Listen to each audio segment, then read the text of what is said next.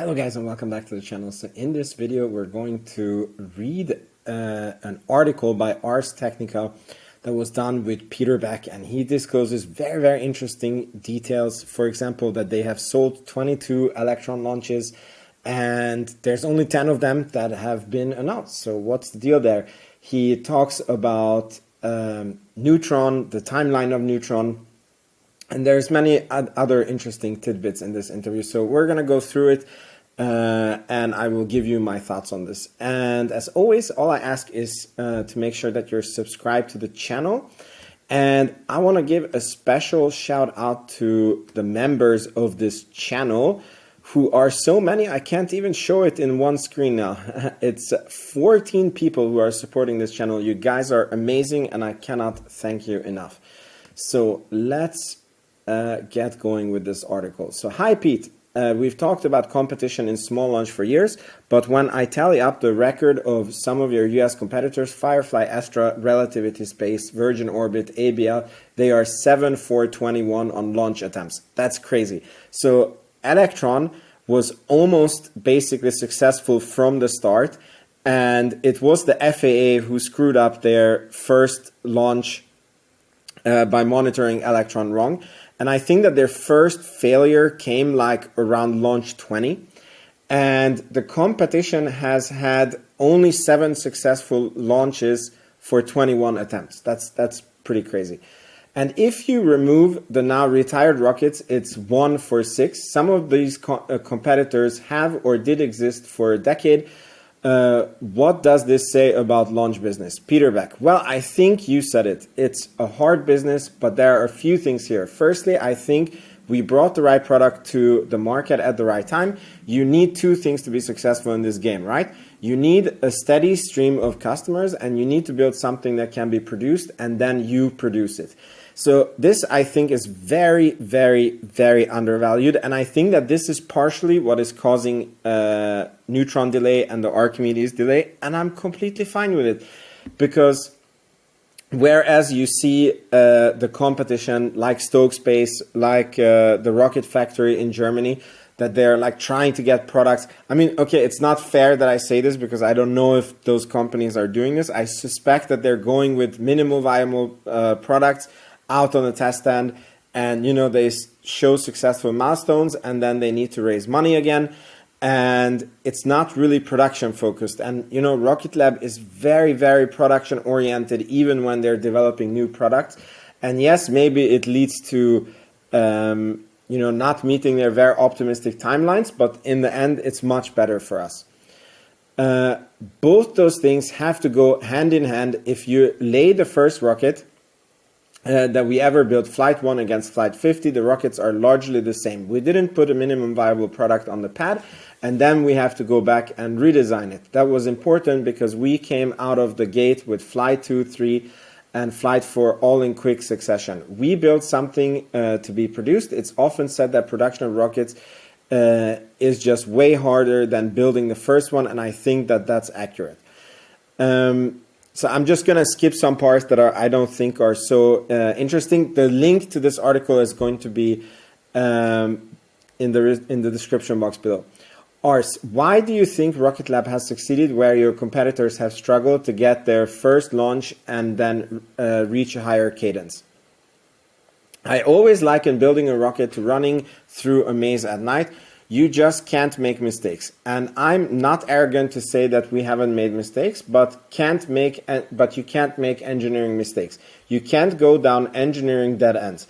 And if you look at the funding profile as well, we weren't the preordained winners in this. I remember running around Silicon Valley trying to raise 5 million at a time. Everybody would look at Virgin Orbit and say, well, how are you competing with Richard Branson? For all intents and purposes, he had infinite capital. So how do you compete with Sir Richard Branson? You become knighted yourself. It's very simple. We have a saying here at Rocket Lab that we have no money, so we have to think. We've never been in a position to outspend our competitors. We just have to outthink them. We have to be lean and mean. And if I had to boil it down to one succinct thing, you could put in an article, you would say it's being ruthlessly efficient and not making mistakes. Is small launch a viable business? it's interesting you brought it up Virgin Orbit. What is striking to me is that technically they did a great job, but they were really limited to just doing small launch because they're first stage carrier aircraft. So it was going to be difficult to diversify into a larger launch vehicle or space services, which is where I think a lot of value of Rocket Lab is today. What I am asking is this: is small launch a viable business, or is it just a stepping stone to bigger things? So that's a very, very interesting question. And by the way, I don't know how the audience, how much of you guys know what Virgin Orbit did, but their idea was that their first stage was going to be a Boeing airplane, and it would carry a small rocket under its wing. And it actually introduced a lot of technical difficulties and limitations, and yeah, this is what they're going to talk about. So Peter Beck, it's very, very hard. And the reason why it is so hard is that, like, you have to have a flight safety team, and the flight safety team for a little rocket needs to do exactly the same as for a big rocket, except all of these teams, whether it's flight safety, supply chain quality, and all these things, you have to amortize that over a 7.5 million or 8 million sticker price. You can't afford to build a 50% safety team. You have to build a 5-person safety team. So in every way, we've had to be ruthlessly efficient and, you know, automate and come up with clever ways to solve all these problems. If you just focus on building the rocket, then you're screwed. You have to focus on building the company equally as much as focus on building the rocket. And this is where, if you look back, I think a lot of our competitors have failed. So yeah, he also says that this is where they failed, that they didn't have production in mind. Not to pick on Virgin Orbit, but that thing was never going to be commercially viable. It's fixed roughly from day one what the sale price of the rocket is going to be, and it should be fixed what your margin is going to be, and like it was never going to add up, which is sad given the amount of effort and money and time and energy people poured into it. But the business model was fundamentally flawed from day one, and such truth that he's speaking here. And unfortunately, I think the other Virgin company, which I think is called Virgin Galactic, the one sorry guys, I'm recording this very late. So the one that is flying space turrets, they have horrible financials, and I suspect that it's the same. They're suffering from the same thing, that there was never a business model around what they were innovating for, and it does not seem to be panning out.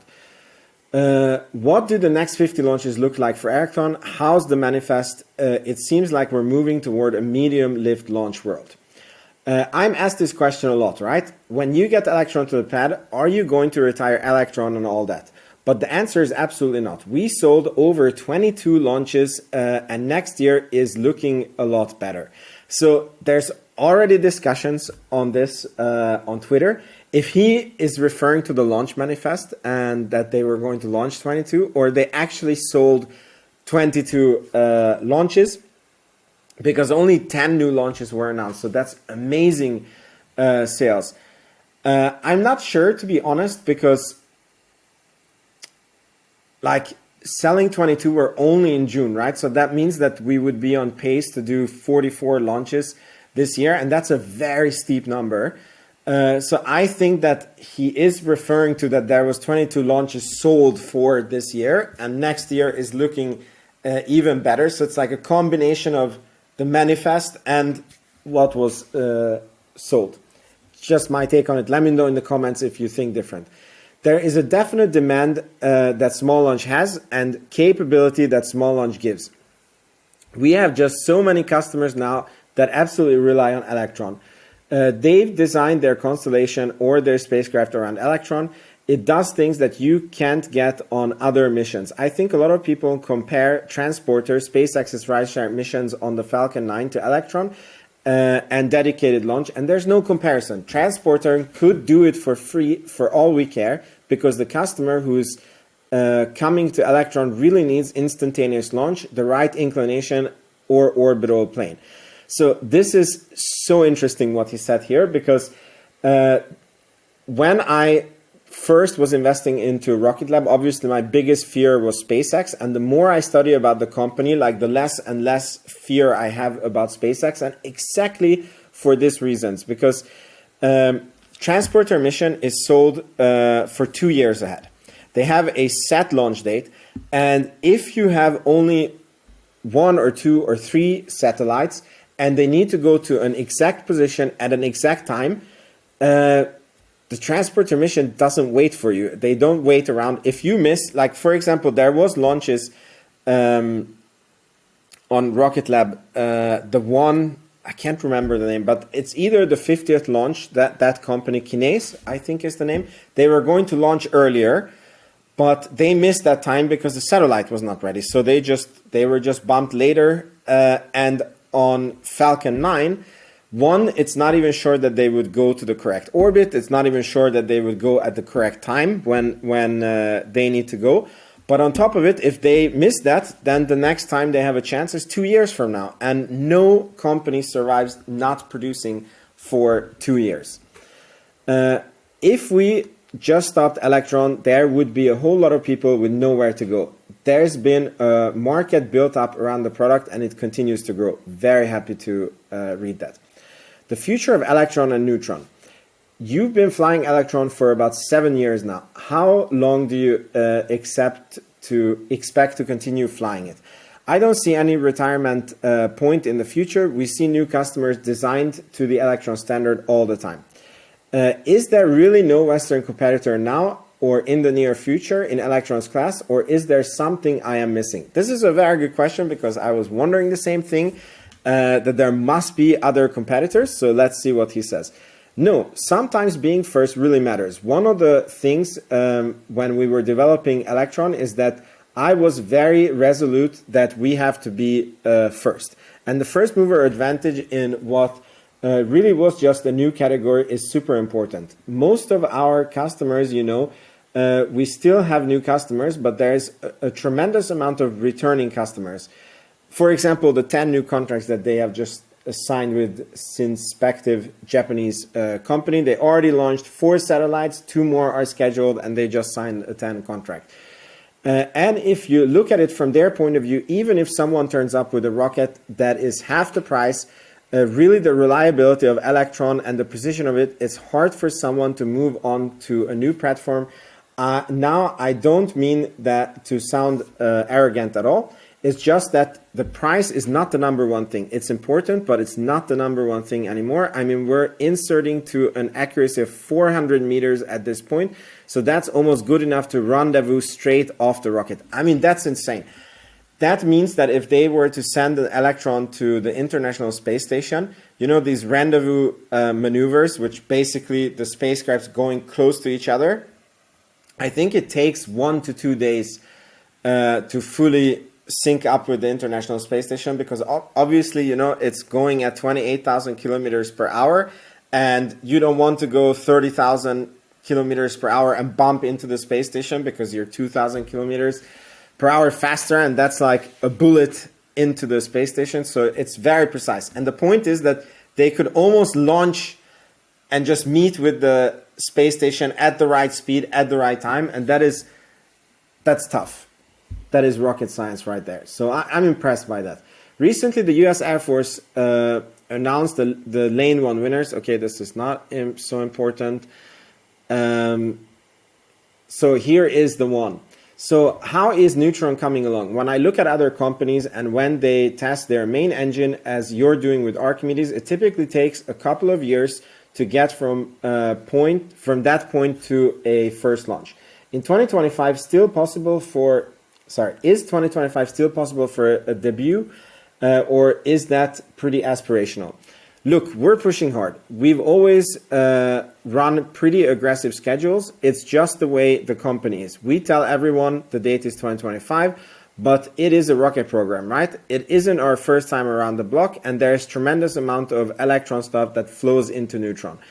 And you know, we're a team of nearly 2,000 people now across all divisions. So when something needs to happen, we can really flex the labor force around to make something happen. The date is tight, of course, but it's the way we roll. There's nothing fundamental preventing us from achieving it. So this is kind of, I mean, I understand it is what it is, right? It's a rocket program, but now the date is 25, not half of 25, and it's an aspirational date.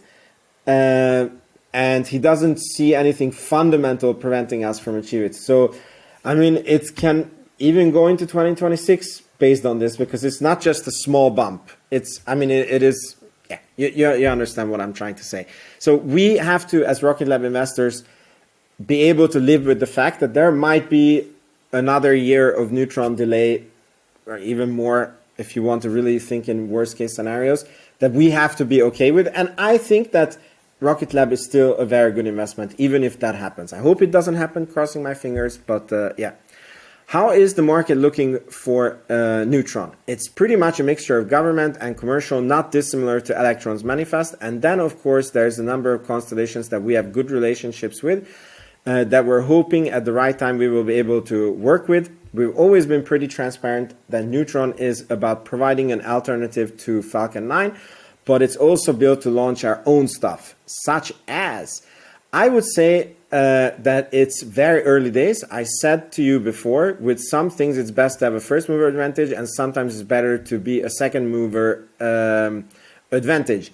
From our perspective, we are very happy to engage and provide products and services and everything else to a number of constellations. But I think the jury is still out on what are the really big opportunities for low Earth orbit. Starlink looks great now, but nobody actually knows the business model. Nobody's ever seen the numbers.